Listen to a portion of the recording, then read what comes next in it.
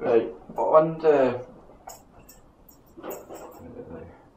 right hand side you've got the main pouch. Now they do a dowel holster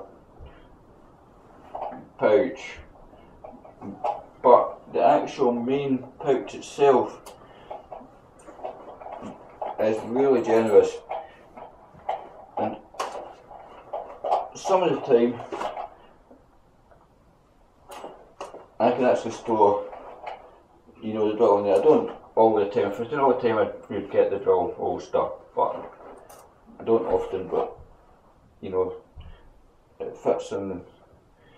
You know, I can't even tell that I've put the drill in. It still feels exactly the same. So, whereas like your Festool's or that, a wee bit shorter drills, they would comfortably fit in the actual main pouch, but you know, it still fits in.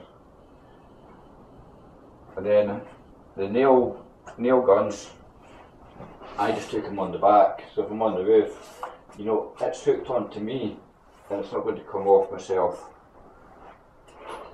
Passwords I find work the best, and that the Hilti is just not as good a clips. That's why I don't like them, but that's a different subject.